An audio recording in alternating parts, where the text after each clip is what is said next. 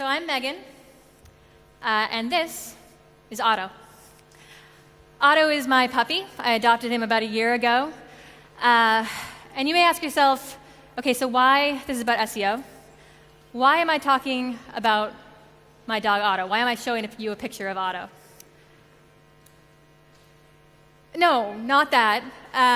Well, maybe a little bit of that, but probably more concretely, it's that Otto is the best example I have for you of how rapidly search habits are changing. I'll explain to you what I mean.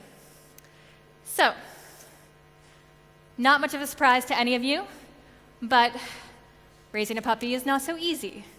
It's much harder than I thought it was going to be a year ago. They can be so sweet.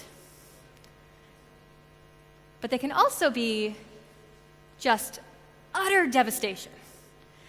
So Otto, when I first got him, liked to chew on things. Small things, big things, shoes, underwear, oddly enough, floorboards, anything he could get his mouth on. And so these are some actual things that I searched for when I was first raising Otto. Are aluminum cans safe for puppies? No. Are plastic bottles safe for puppies? No. And probably the yuppiest thing I have ever, and yes, are cardboard boxes safe for puppies?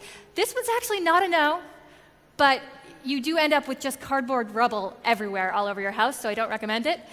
And then finally, probably the most yuppie thing I've ever searched in my entire life, and I'm still embarrassed about it: natural remedies for my puppy's dry skin. And yes, I spent a lot of time on Google trying to find answers. But I also spent a lot of time through other means trying to find answers.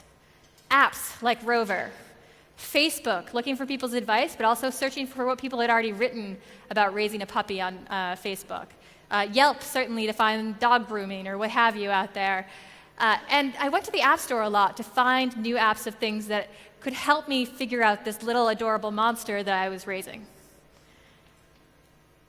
Somewhere around the holidays, around Christmas, I got an Amazon Echo. Anybody here in the room have one of those? A couple people? So Amazon Echo is a really clever little device. It's voice activated. There's a bot inside of it, an AI called Alexa. And all you do anywhere from your house, just say, "Alexa, tell me something." Or "Alexa, what's new? What's up? What's the weather today?" And Alexa will tell you. It also, very smartly for Amazon, allows you to reorder things that you've already ordered before. So I reorder dog food a half a dozen times through Alexa. Now, the interesting thing that I've learned this year about search is that what was once entirely a web browser experience is now happening all over the place. On a walk with the dog, over dinner, in the moment, and through mobile, social, and voice. Now that gets you thinking about where we're headed, right? Suddenly, answers are everywhere. You don't have to be in a specific place. You don't have to be looking at a web browser to get those answers. So I want to talk about where we're headed, but I also want to start with a brief history of how we've gotten to where we are. You guys with me on that? All right, so I grew up in the 80s and 90s. Great time to grow up. I got my first CD-ROM for my birthday one year. It was the best. But my favorite thing about growing up in the 80s and 90s, and I'm sure a lot of you here can recognize this with me, is that I have the unique pride of getting to say grandiose things like this. When the internet first launched. Anybody remember that? All right, so when the internet first launched, it looked a lot like this. And we had to organize all the content on it. So it started off as organizing it through directories. Yahoo was a great directory when the internet first started. And so content in those days had a front door. And that front door was a directory. You found content through topics and links, and you kind of hopped from site to site through those links. But after a while, what we realized is that it's become a very unscalable directory.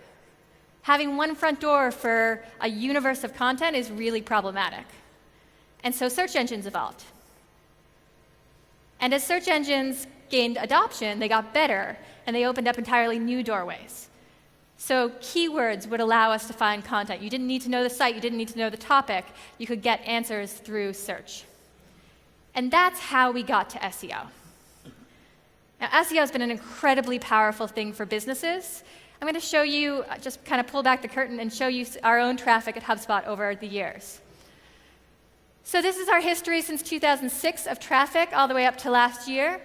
And each of those color bands represents a different channel of how people found our site. The biggest channel here is organic search. It's also the one that has grown exponentially. The rest of them have grown at a much slower pace. Here's why that's cool. In a given month, 70% of the traffic that my website gets there because of old content. It's traffic going to stuff that I've written or that people on my team have written a month ago, a year ago, 6 years ago, still delivering traffic to my site. That's the power of organic search. That's why everyone tries to optimize around it. And in the beginning, it was fairly straightforward, right? SEO was about two things, keywords and links. Write about relevant stuff and have the authority of your site through backlinks to your content to make sure that you rank well on Google or whatever search engine was prominent at the time.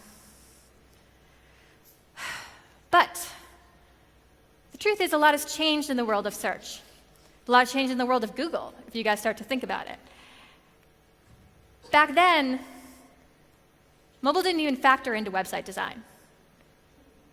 Today, mobile internet usage exceeds desktop usage, and search engines as a result have reprioritized mobile-optimized sites. So last year, around this time, Google rolled out what fondly became known as Mobilegeddon, which was a change to its search algorithm that would ensure that sites that are optimized for mobile rank higher than those that aren't, particularly on mobile devices. That's a big change. Back then, website security, not a big deal in the early days of the internet. Maybe a big deal for major corporations and governments, but not so much for the average startup or the average business. Today we know that attacks, DDoS, and otherwise are happening all the time. And so Google has also changed its algorithm again to prioritize sites that are safer. They called, also just about a year ago, they called for sites that use HTTPS or SSL, secure socket layers, over those that don't.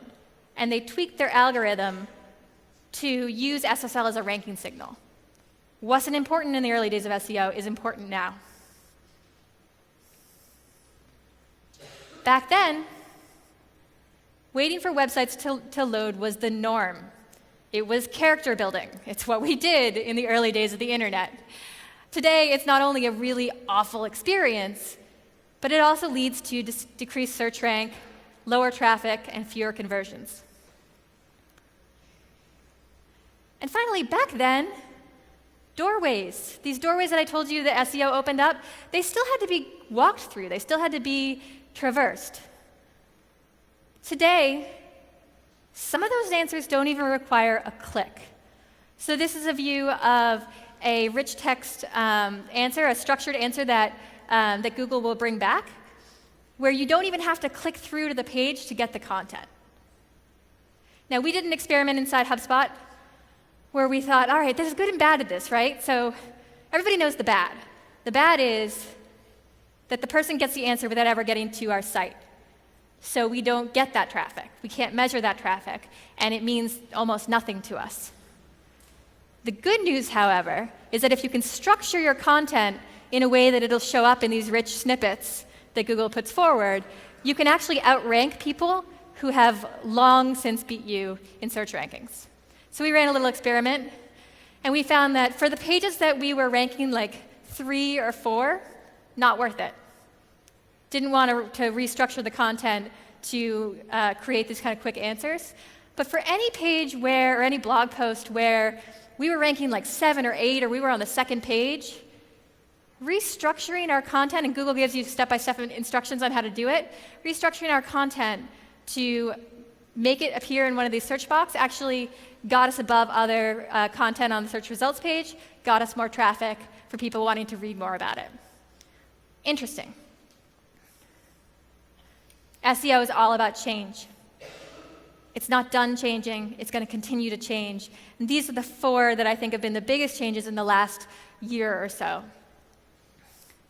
But when you think about it, all of those, they're just additional chapters in the same playbook. They're just new ways to optimize for Google. What I think we're heading to, though, is entire new playbooks for search, well outside the confines of Google or really any web-based search engine.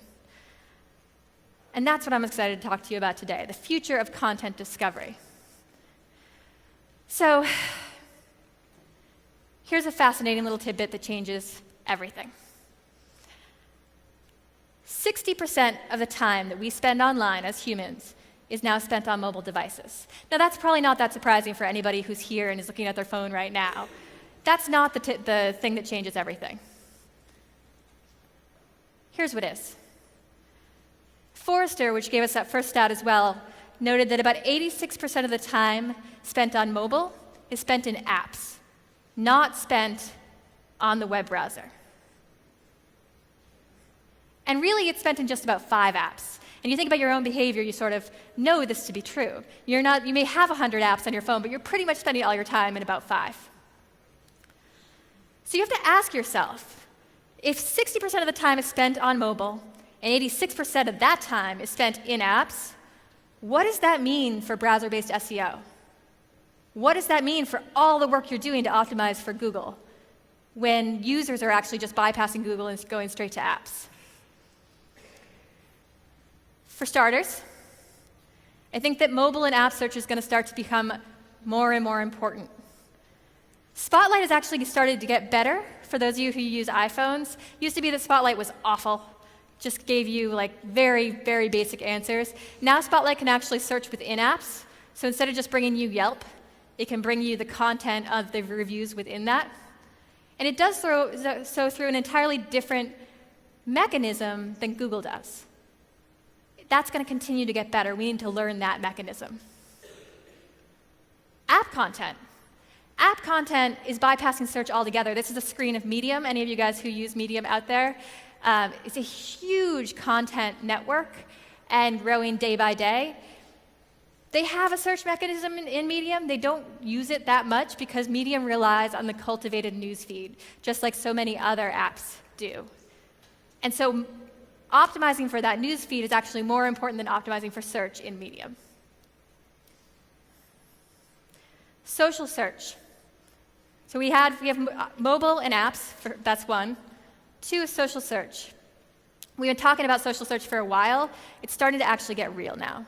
So Google processes about 3.5 billion searches a day. That's impressive. It is a mammoth.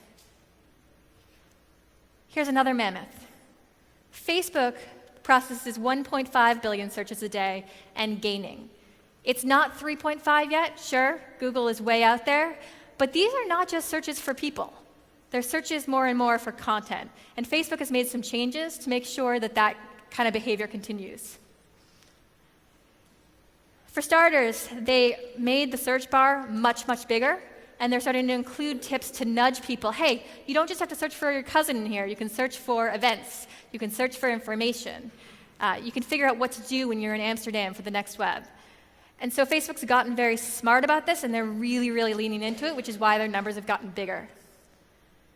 Blake Ross, the co-founder of Mozilla, had a great point about this. What he said was, you want to judge a company's priorities by its pixels. And Facebook, by making search so much bigger on its home screen and by drawing your eye to it so much, is very clearly laying its cards on the table. It intends to be a primary search engine down the line. So here's one other big little thing about social as a channel for content discovery.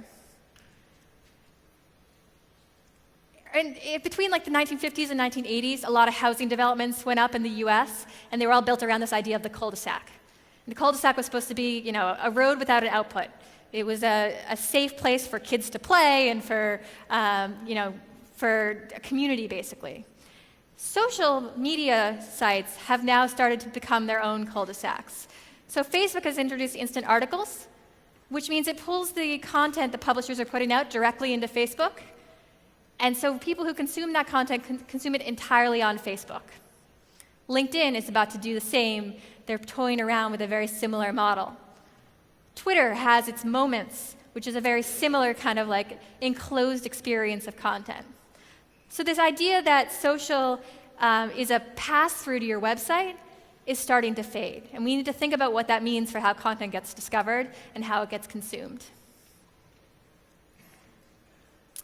Voice search. So I showed you Alexa before. Voice search is getting bigger and bigger. This is not a girls' rock band. These are 3 examples of different voice search mechanisms that we have. You can ask these things all sorts of things. Ask it for information from Wikipedia, the weather, what's on your calendar. And what's different about these is there's natural language. So instead of asking for the news headlines, I wake up in the morning and I ask Alexa, what's up? No keywords in that. Expanded search windows. These searches are happening at 2 a.m., at 10 a.m., all throughout the day. And finally, there's a history there of your past searches that gets resurfaced. So again, Alexa, reorder dog food. And she just does it. Projections are that voice will drive about 200 billion searches a month over the next few years. This is a new search engine, entirely new, and we don't yet know how to optimize for it. So we need to pay attention to voice and how people use it.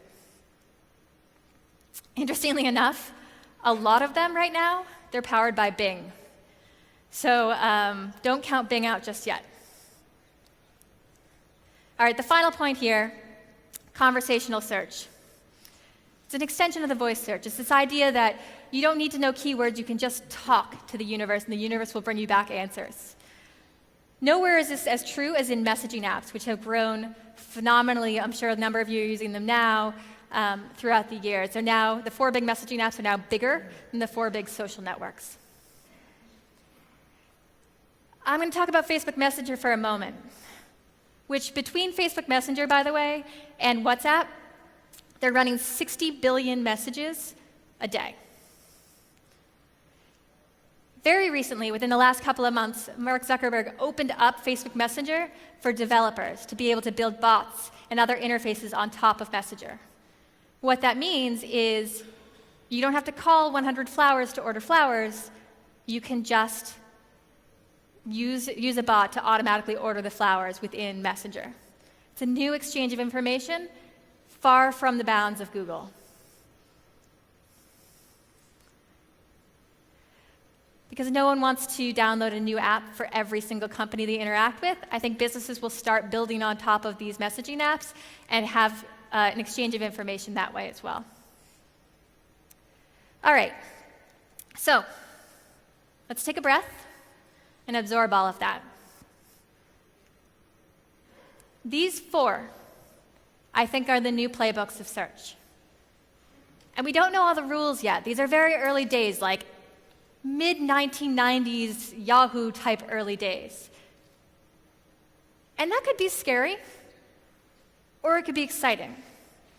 And so I want to talk about how you can adopt your content strategy to fit some of these changes. The first thing to know is that behavior tends to precede strategy, which tends to precede technology. We are right about there. So all we can do at this point is kind of observe the behavior and try to build strategies against it. And then hopefully, after that, we'll start to see the technology emerge that will help us measure it. So right now, I have to ask you basically to go out there and trust it. Use Facebook instant articles, use Medium, use Messenger apps for your marketing and for building your companies, and trust that once you land there, we'll figure it out, and technology will come forward afterwards to help us measure it a little bit better. But right now, it's early days, and you're explorers. And I'm right there with you. All these observations I've sort of picked up in the last year, I'm going to keep learning too. So I told you about a year ago, I adopted a puppy. About 3 months ago now, I found out I'm pregnant.